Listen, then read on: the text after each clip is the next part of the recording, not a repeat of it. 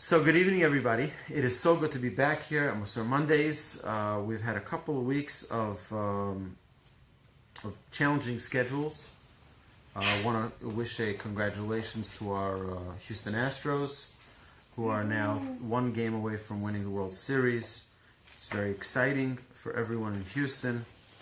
We needed something a little bit exciting to take our minds off all of the other challenges we faced only a month and a half, 2 months ago. So the topic we're going to talk about today is a very, very important one, and we probably won't be giving it enough attention, because 1 week alone to discuss this important topic of introspection, of really digging in deep into a thought, digging in deep to an action, is something which is really, really a necessity in Mussar work. So, we're going to get into this, and hopefully we'll be able to take our life experiences, not only our Mussar work, not only our character development, but our life experiences, and elevate them to a point where they have much more meaning and much more connection. So our minds are always thinking, 24/7. 24 hours a day, 7 days a week, our minds are thinking. They're thinking about, oh, I got to pick up the cleaners, right? Oh, I got to plan a vacation. Oh, my kid needs to do his homework, right? We're thinking constantly of different things. How do I get a good job? And I have to finish that project. I have to call that person back. Our brain is constantly functioning. Constantly, should be, hopefully, right? But there are two types of thoughts. There are imaginations. And if we allow our mind to wander around, right, even in our sleep, then we'll be living in a la-la land. We'll be dreaming. We'll be imagining. Our mind will be working, but not working for us. And then there's thinking about specific things. So, Hitbonenut, which is introspection, is evaluating specific things. We do certain things, even good things that we do, or God forbid, not such good things that we do. Hitbonenut will be the exercise of thinking down to the roots of why we did that. What was the motive? Why did I do that good deed? Investigate it. Did I really do it because I wanted to do good? Or did I do it because people were watching? Did I do it because this is a way for me to show revenge, sweet revenge? You're going to be mean to me? I'll be nice to you. Right? I'm not an idiot like you. Right? I've heard someone say that. I'm going to show them that I'm not like them. So, Hitbonenut, introspection, means to evaluate something from all angles. Not only the action, did I do it right, but what was the motive behind it? And that's not a simple thing for us to do. It's not a simple thing to get, because sometimes it's not so pleasant. The results may not be what we want them to be. You know, we've spoken in the past about when you start something, you should start it with purity, with holiness, with pure intentions. Because if we do something with impure intentions, it will be forever tainted.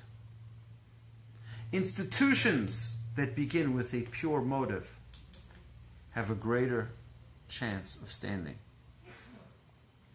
Institutions that start with strife. All right. So now think of that. Institutions that start with strife many, many times are marred throughout their existence with challenges. That's why we try to start as many things as possible.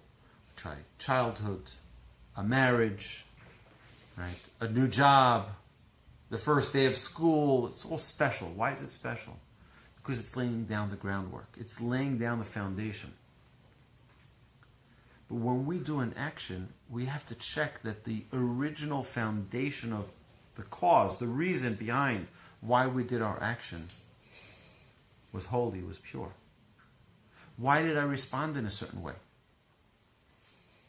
Did I perhaps respond that way because I have some anger? Maybe it's a little hint of anger. Why didn't I go to that event? Was it just because I don't like the people, or did I really not go because I was lazy? Why didn't I give charity? Was it because I don't believe in that cause, or is it because I'm stingy? So a person needs to take this introspection and dig deep and analyze it from all sides. 1 second. We take the last example we gave. Right? So why didn't I give that donation to that organization? Well, it's not. I have other priorities. And this is not someone else giving you that interrogation. It's yourself interrogating yourself. Well, for other things, I am able to afford it. So maybe it's not because I don't have the money. Maybe it's not because I don't believe in it. Maybe it's just because I don't want to. Now let's work on that. Why don't I want to? All right? So it's really getting down, chopping away at all of the extra layers that exist, and really zeroing in on the source. You can't do that. It is very difficult to do that without introspection, without taking time out of our day to chop away at all those external things and dig down to the source. So, our sense and imagination are also required in order to succeed in our Hitbonenut practice. All right? We need to use our common sense. We need to use our imagination. We need to use all of our senses, our tools, to get to the bottom of our Hitbonenut. The idea that we have a blessing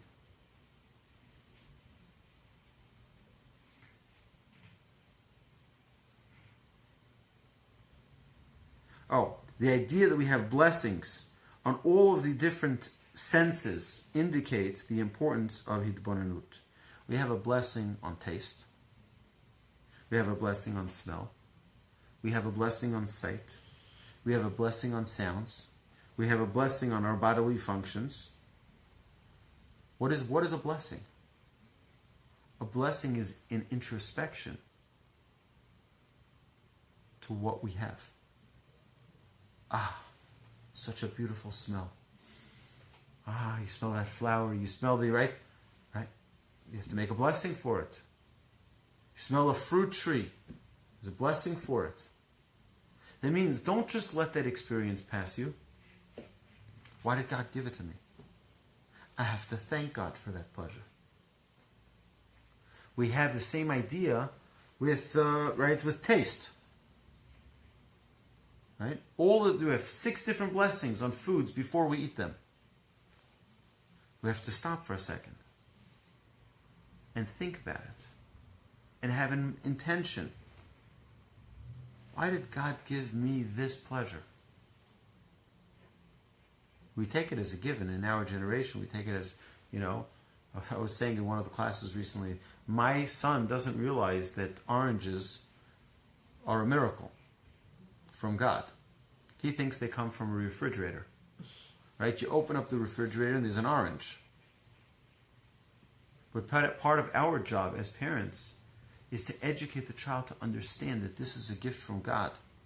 And the process that takes it from a seed to becoming a tree, to becoming a fruit, right? To being picked, and then later packaged, and then shipped, and then shopped at the grocery, and then brought to the house.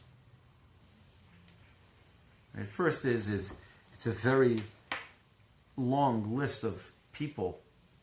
I remember my rabbi once gave a challenge to us. He said, I want you to look at your dinner plate and think how many people needed to be involved in getting your food onto your plate for dinner. Thousands of people. On a typical dinner plate, thousands of people needed to be involved. I think of the whole process of getting that rice to your plate, getting that chicken to your plate, getting the plate in front of you, and the whole process. How many people? Just think about that. That takes an introspection.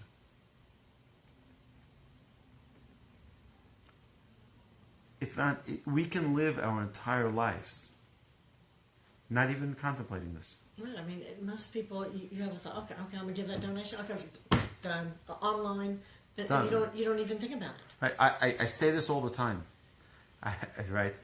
there's not many things you can learn from Amazon, but I think Amazon has a feature which is called one-click purchase, right? I think that is the worst invention for mankind. It's great for business. The worst invention for mankind. You know why? How many people here online watching us now? How many here in our room here have put something in their cart and later on thought about it? You say, you know what? I really don't need it, right? And you get it out of your cart. What does one click do?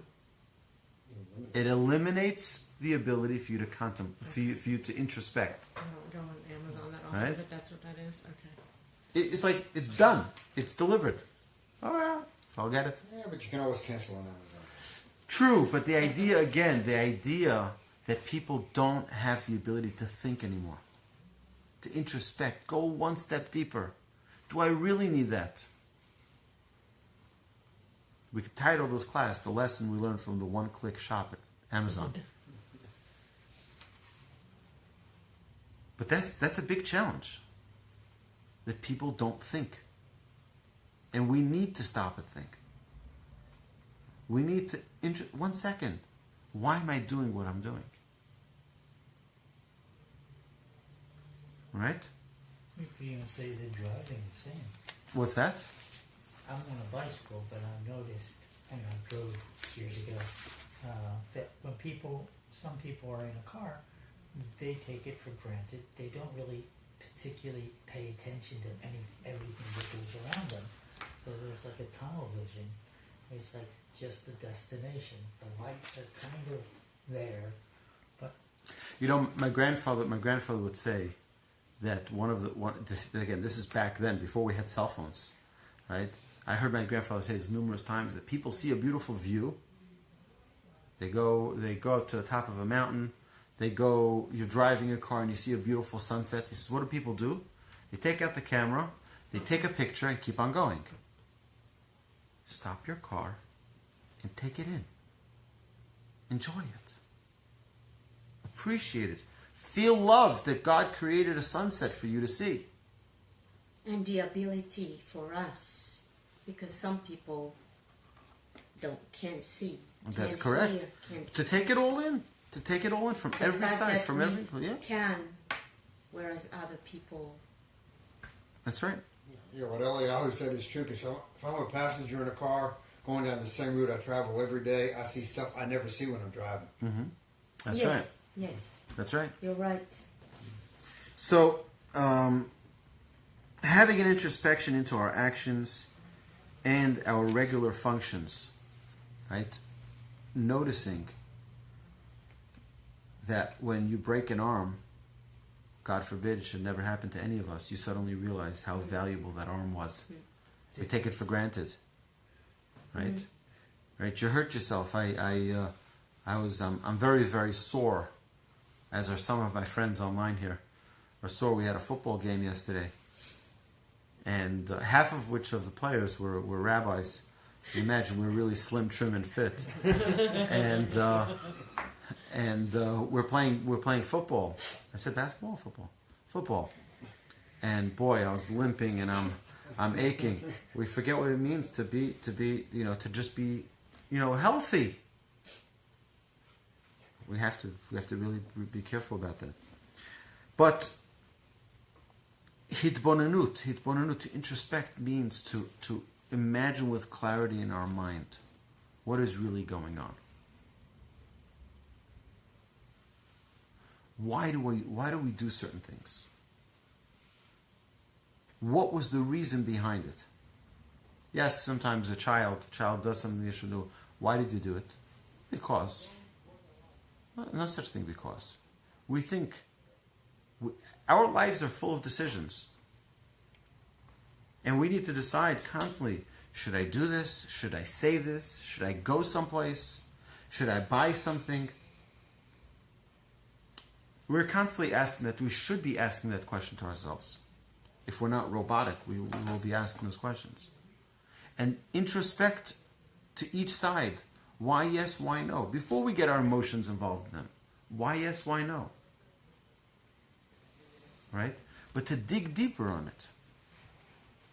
Introspection is to visualize vividly and to recognize with your mind. I want to share with you a story. It's about my uncle, who was a great rabbi. And he lives in New York. I came to visit him and his wife. And it was my aunt. And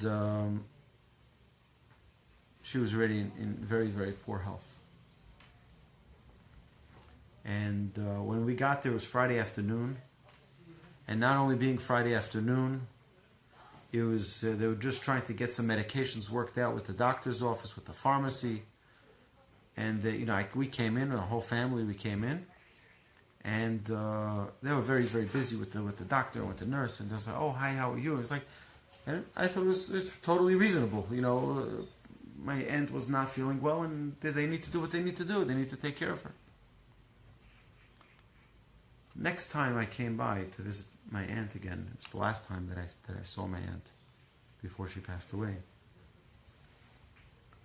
So my uncle was able to step away for a few minutes from her bedside, and he opens up the dining room table for us, pulls out drinks and cookies and cakes.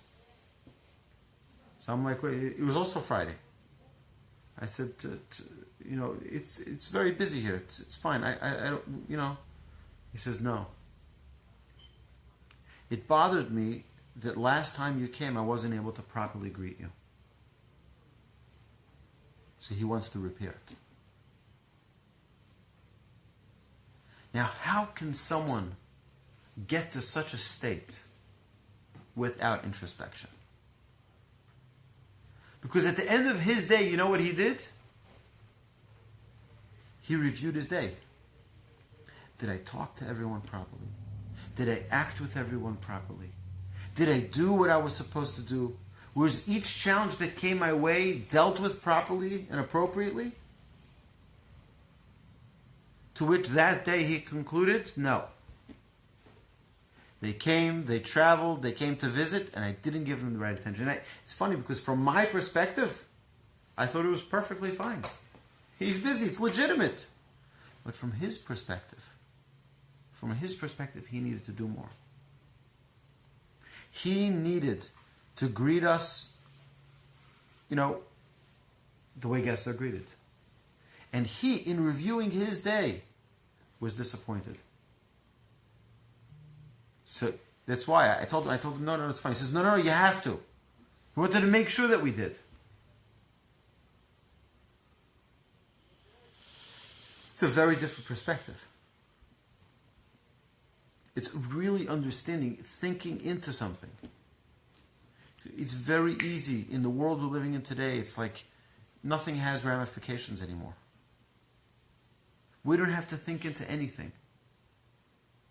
Who cares? I insulted him. We'll get over it.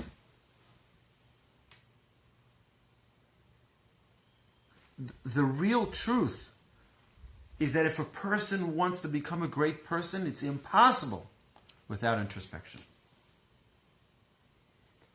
I'm sorry, I insulted you. It's okay, I did. No, it's not okay for me. Right? I can't allow myself to do that to someone else. You want to be forgiving, that's fine. That's your thing. But I'm upset with myself. I'm disappointed with myself. So introspection means that we take an accounting of ourselves on a regular basis. The halacha says that every single evening before someone goes to sleep, they should review their day. Do a quick rewind. The people I saw, did I wake up my children nicely? Did I say goodbye to my spouse this morning when I left the house properly? Did I say hello to my friends, to my employees, to my employer the way I should have? Did I greet the person, the janitor in the building properly? Did I say thank you to my Uber driver the way I would like to be thanked? Did I show proper concern for someone else? They came to kvetch to me in the coffee room. Did I give them the proper attention? To review all of those conversations, all of those things. Maybe someone came to my office and I didn't offer them a drink. Maybe I met with someone, I should have treated them to coffee. It would have helped them, made them feel better. To just review it. To know that it was there. It's a very important thing. Because there's no path for a person becoming a great person if they don't do proper introspection. Any questions? Right? Nothing that except that that's hard to. I mean, most people don't. Of course, most people don't. Particularly at the time. As we can tell, most people don't study Mussar either. Right. Right? They're just living for tomorrow, not for today, not for yesterday, not repair. See, here's the thing. In the real world of Jewish life, every day is a test. It's not a test whether you're going to make money. Money is a distraction. Right? Today, the whole world, most people have one pursuit: money. Most people. But a person who's living a Jewish life has a different pursuit. A proper Jewish life. The pursuit of perfection. And what does perfection mean? Being God-like. To emulate the characteristics of God. And the only way to do that is to work on ourselves. Because every day we are being tested. You start working on patience, you'll be tested on patience. You start working on arrogance, you'll be tested on arrogance. You start working on kindness, you'll be tested on kindness. Right? We discussed this numerous times in our Mussar Mondays, where you say, you know what, I'm going to be, not only I'm going to offer help, but if someone asks me, which is always a challenge when someone asks you to say yes, because we like to initiate, we like to be, oh, it's so thoughtful of you that you, right? So we like to be that person, right? We were thoughtful. We thought about someone calls you up and says, can you give me a ride home? Right? then we're not ready to do it so quickly. Right? But if I offered, oh, can I give you a ride? You sure you don't need a ride? No, please let me. Right? We feel like, oh, we're a big hero. Again, that also goes into introspection. Why didn't I offer them a ride? Why did I offer them a ride? Maybe there was some pride I was going to get from it. What was the real reason behind it? Now, why is it important to have introspection? Why is it important? Because as we know in Judaism, the results are not what is determined. Right? We're not tested by our results. We're tested by our efforts. How did we get to those results? So it's the intention that counts. It's what led us to that result that counts. So if I do an act of kindness, but the only reason I did that act of kindness is to outdo that guy, right? Oh, he gave 1,000, I'm going to give 2,000, right? I'm not doing it because I can, or because I want to, or because I love to give, and God gave me, and I'm going to give.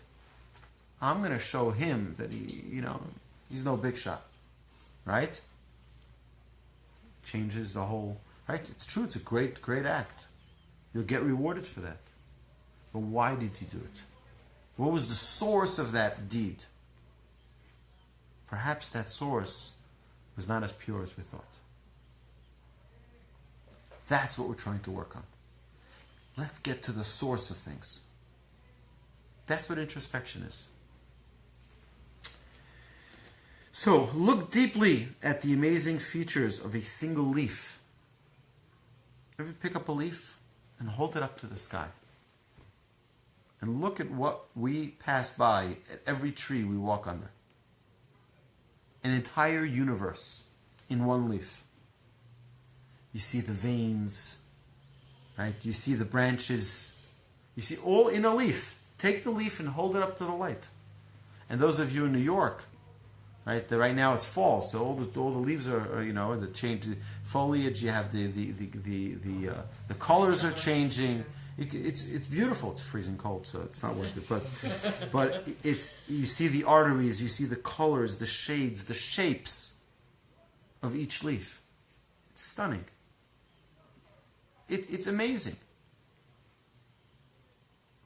to contemplate, to see God in creation, to see God in our lives. It's impossible for us to get to a clarity of understanding of the Almighty's existence in our day-to-day lives if we don't introspect, if we don't stop and internalize ideas and think deep into things and look for more clues. There's clues all around us. You could say the same thing in terms of this introspective, the digestive system, or the body in general. Mm-hmm. I mean, absolutely. It's an interesting thing. I've mentioned this before. I'll mention it very, very briefly. So we had an amazing miracle. We had my fifth child was born prematurely, and as babies who are born prematurely, as he was, have challenges breathing, and thank God he's a great, strong, healthy child. Baruch Hashem, he should live to 120. But one of the things the doctor was explaining to us is that because he was born so early, his brain forgets to remind the heart to pump, to breathe. Right? We don't realize it. But we have a message that's being sent. Pump, pump, pump, pump. Right? Constantly. It's going in the background now. It goes automatically from once a child, a fetus, reaches 36 weeks of gestation. That's when it gets this memory. Breathe, breathe, right? But when it's born before that, that's one of the dangers of early term labor. So, to me, this was an amazing revelation. That means that we have a signal that's being sent through our mind every single second of our existence, telling us, breathe, breathe, take a breath, take another breath. And I never knew it. It's an amazing existence that we're living in. I had no idea. But there you have it. It's right. This is our existence every day. The question is how much we're going to introspect to recognize that. To recognize that I'm the only me that there will ever be in the world. There will never, ever, ever be another me in the world. And there will never be another you. You're the only you there ever will be. Right? The hundreds of generations preceding us and those that will follow us, there'll never be one like you. Isn't that unique? And you know what? Your fingerprint, unique. Your DNA, unique. There's no other composition in the world like you. How's that for a little bit of a wake up? Wow, we have a responsibility. God really wants something unique from me. So King David looked at the world and knew. He understood the purpose and role of mankind. It says that King David knew the purpose for every animal. Why God created them. Every animal. He knew why God created it. This to teach us this and this to teach us that. There was one animal he did not understand. One creature. Roaches. No. Roaches he understood as well. It was the spider. King David could not figure out why there was a spider. And as we know, when David was running away from King Saul, he hid in a cave. And what happened? A million spiders. A spider came and closed the web in his cave. So when King Saul came to look who's, like maybe King David, he sees the spider web. He says for sure he couldn't go in because he would have broken the spider web. So it can't be he's in there. It saved his life. Now he understood why there was a spider. So why don't we have roaches? Perhaps roaches is there for us to overcome it. But we have an internal world. My grandfather spoke so much about the internal world. Olam pnimi. My grandfather would encourage us as yeshiva students to spend time contemplating traits. Take any trait. We spoke about dozens of traits already. Take any one of those traits and just contemplate your reality in that trait. It be kindness, humility, friendship. Think about yourself in that trait.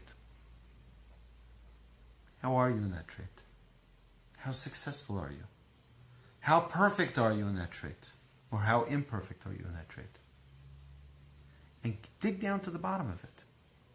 And spend time. My grandfather would say that if you're not able to do that for 5 minutes on a trait, you have no idea who you are. My grandfather once relayed that one of his students, he would encourage his students to go walking at night alone. Go by yourself. And think about yourself. And think about who you really are.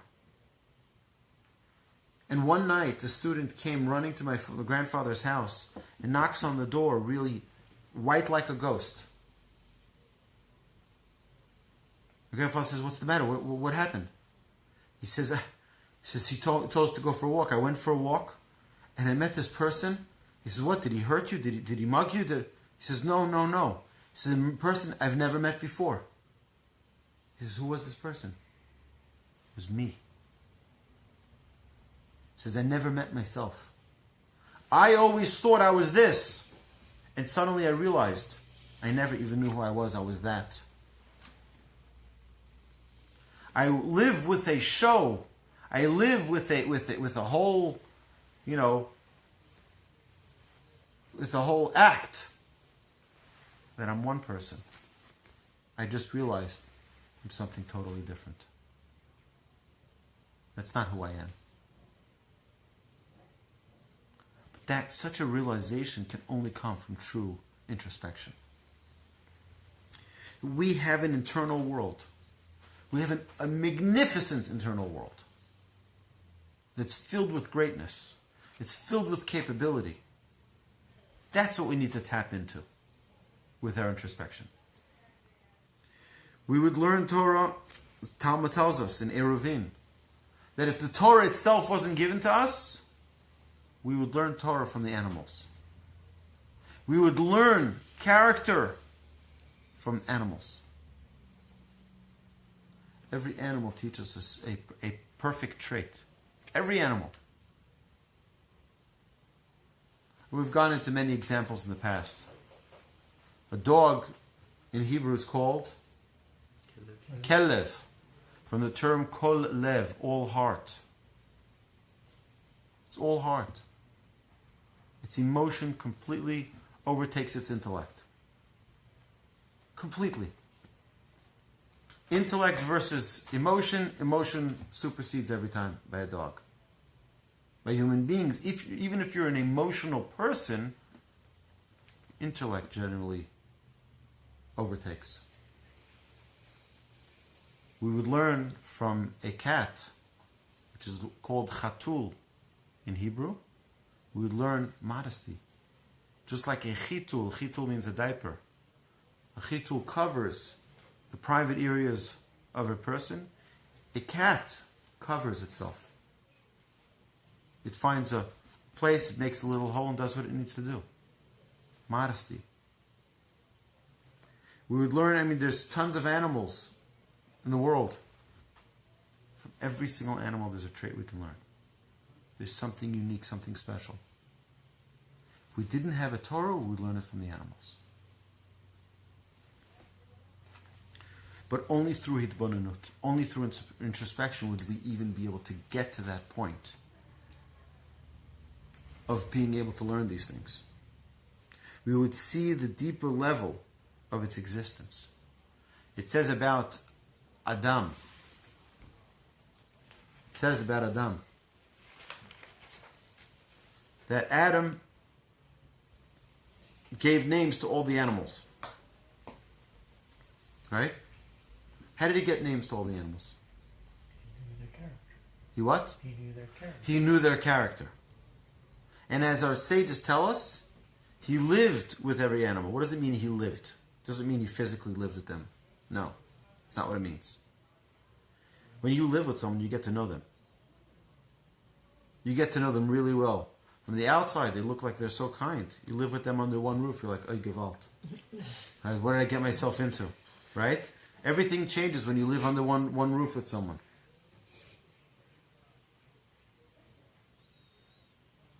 When you spend time with someone, you get to learn who they are.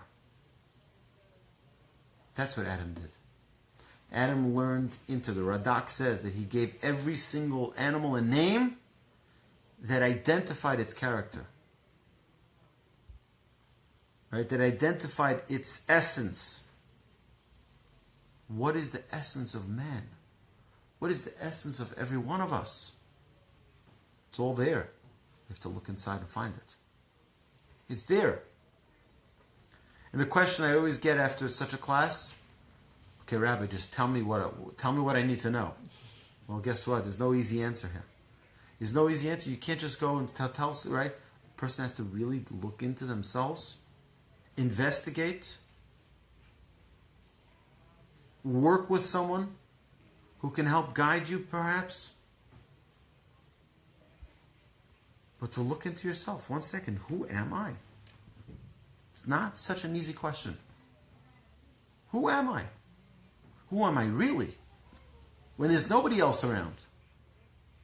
Who am I?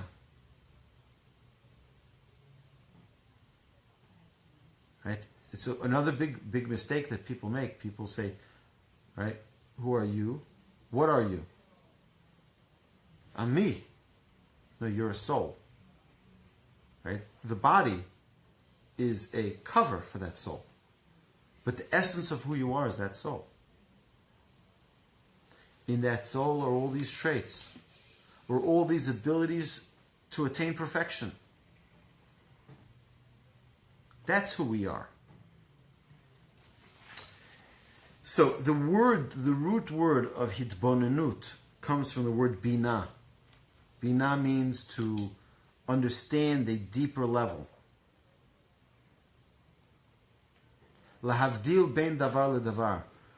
To contrast between two similar things. They look similar, but in what ways are they different? To understand the intricacies. To understand the delicate differences. It also means a binyan. What's a binyan? A building. So Hitbonenut is to differentiate and to investigate, but also as a tool to build. That's what builds you. You get to know who you are. You get to know what you're made out of. And introspection builds a stronger person. You gain a far greater understanding of yourself and your character. Now, many people are afraid of this. What if I find out that I'm really an angry person? Terrifying. Guess what? It's much better for you to find out that you're an angry person than not know that it's there. Because if you know it's there, you can work on it. If you don't know it's there, you're blind to it. You know, we all have blind spots. And you look at me, and there's something that every one of you out there sees of me that I don't see. And it's everything, it's all around me here.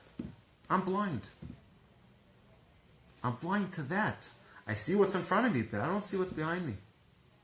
You're driving your car. Even if you have one of those fancy sensors that tells you something's in your blind spot. You got one of those, right? Yeah. Right? It tells you that something's in your blind spot. You still can't see it. It's just letting you know there's something in your blind spot. We all have blind spots. We all have things we can't see. What would you prefer, not knowing that it's there? Or at least knowing there's something there?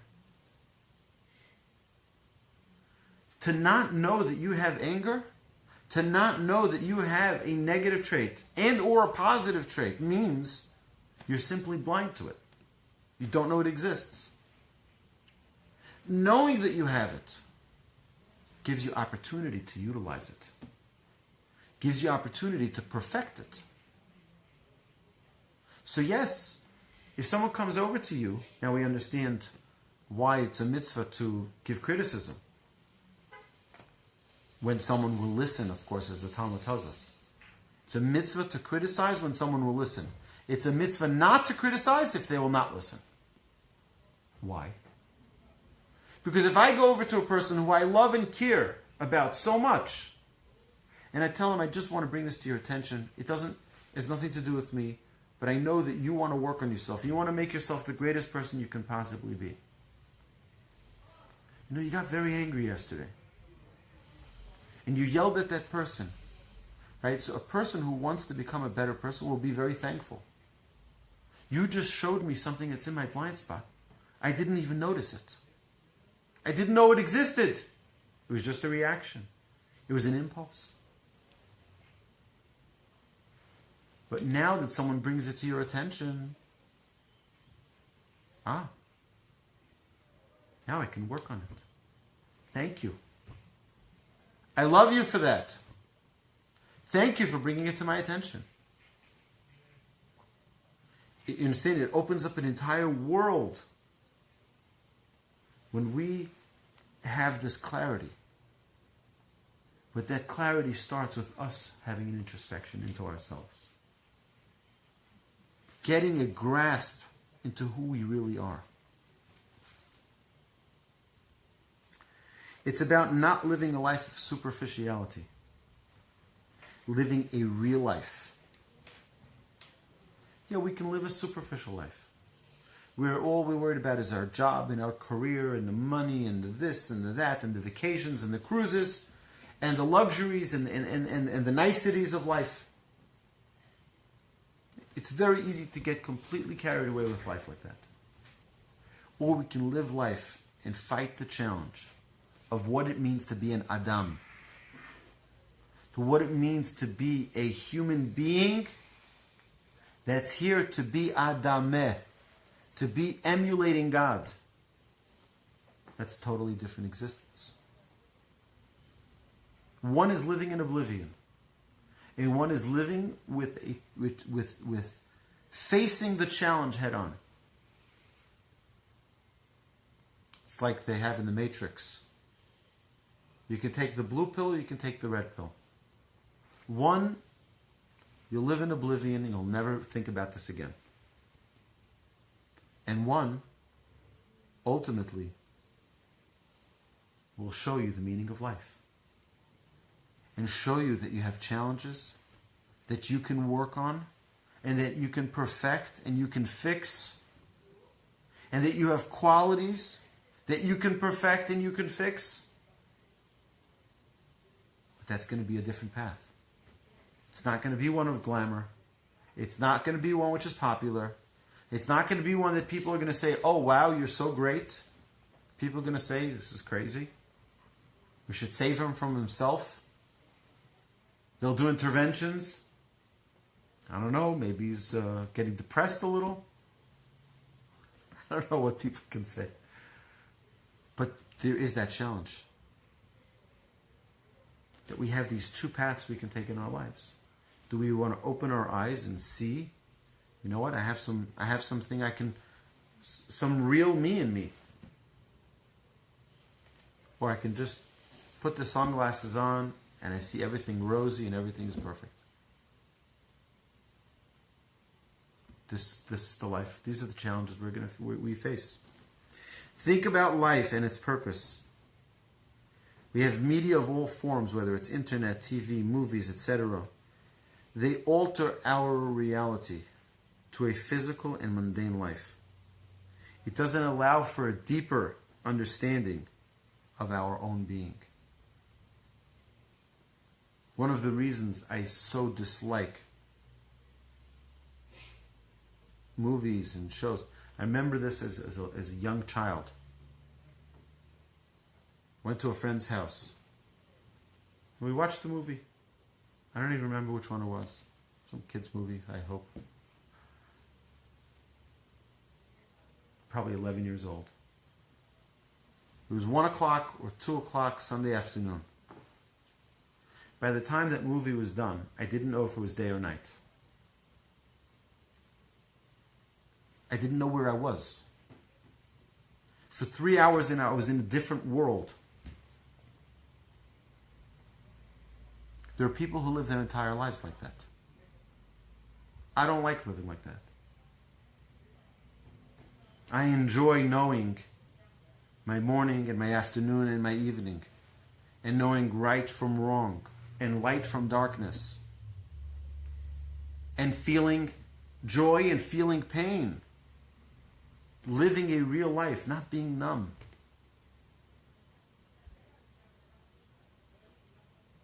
Fight through those challenges. Fight through fight through the pain. Not to run away from it. It's there to tell us something. We spoke about this. Affliction, pain, is not there to make your life miserable. It's to wake you up about something. When I'm sore after that football game yesterday, it's telling me you got to get moving a little bit more. Get into shape. So I can kvetch. Or I can say, you know what, I'm going to do something about it. This is, I think, one of the most important topics we've discussed so far. To start thinking into things. Why we do certain things. Why we act in certain ways. Why do we react in certain ways. And digging down deep into it.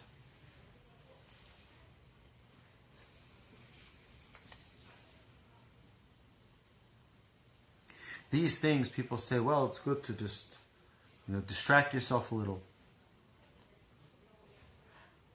It's not an enhancement of life. It's a distraction from life. And for someone who wants to live life, these things are death. These things take you out of life. They bring you into a new reality where everything is kumbaya, where everything is just bliss, and they lived happily ever after. That's not the reality of life. The reality of life is we have a life that is filled with struggles. And what the whole world is seeking is the answer of how to overcome and win those challenges and win those struggles. You know that if you couldn't tell yet, there's something in the world called anti-Semitism. All right? Everyone familiar? Everyone experienced it? Everyone? Yeah, okay, great. Great. Just making sure we're on the same page there, right? So, you ever wonder why? What's the real answer? Why?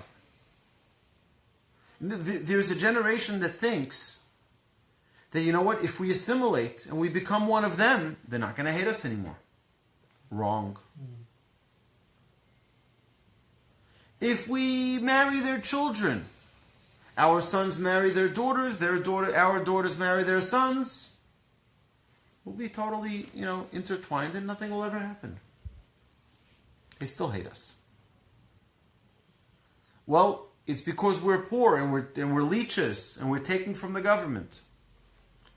And when we're wealthy, we take all the money. Right? Whatever it is, we're persecuted for this and we're persecuted for that. You know why they really hate us?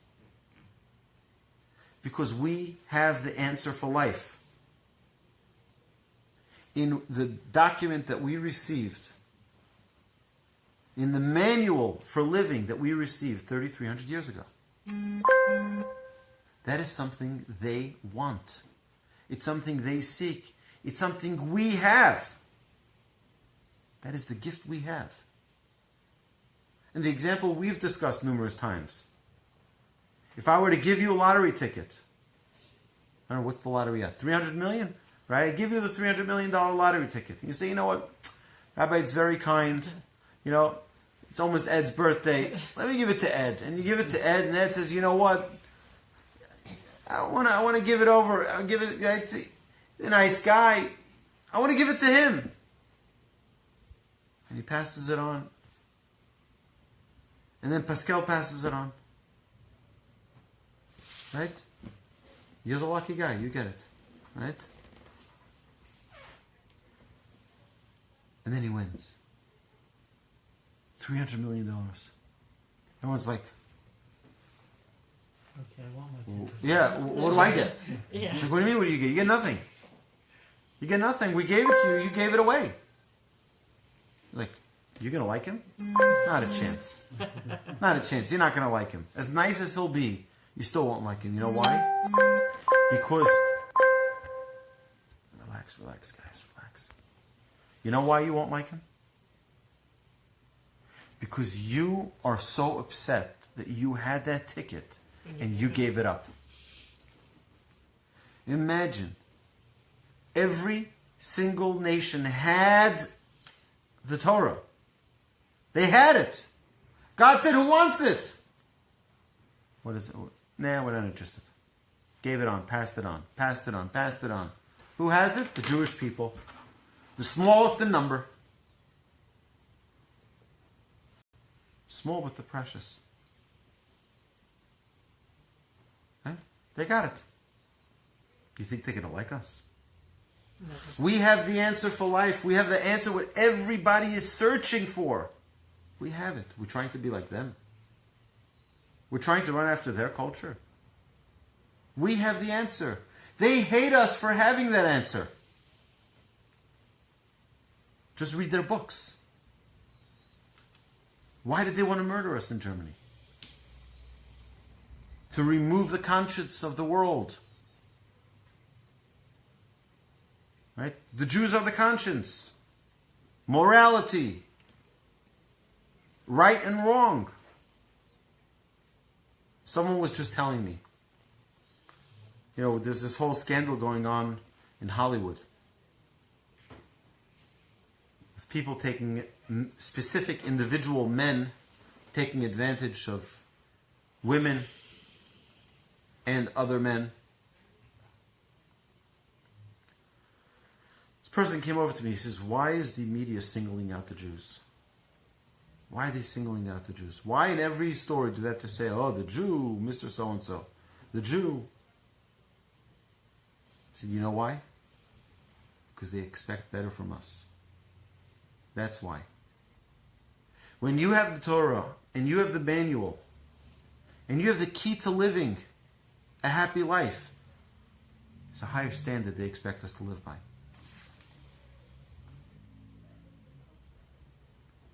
And we either rise to the top or we sink down to the bottom.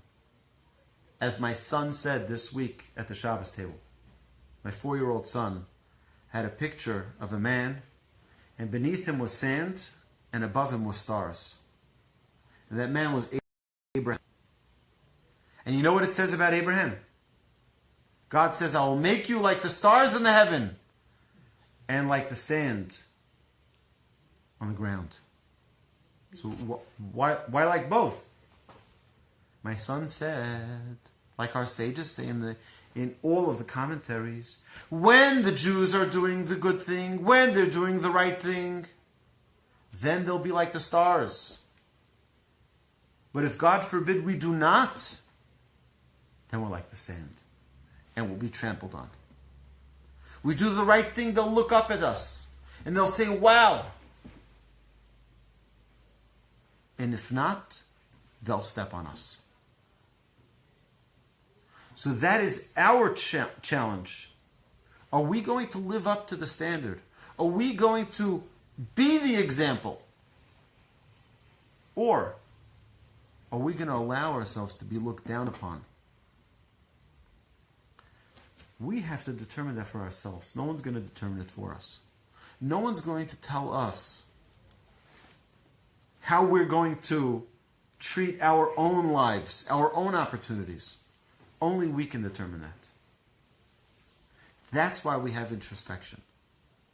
That's why we have this great tool that our sages have given us. God has given us, but our sages have taught us to think into a matter. To sink our mind into a thought and understand what is the real motive behind something. Why do we do what we do? What is the intention that we had? For every pleasure God gives us, there's a blessing. You know why? Don't just enjoy the world. Think about what you're about to experience. Stop for a second and contemplate. Take it in. Maximize it. That is introspection. And we still haven't touched the surface. So maybe next week we'll continue or we'll move on to a different topic. But God should bless us all that we should take time every night, a few minutes, turn off the TV and turn off the radio and turn off the internet and turn off the phone and everything and just stop and rewind your day. You'll be surprised at what comes up. You know what? I could have been nicer to the secretary. I could have held the door open for that person. And you'll see how the next day you'll have an improvement.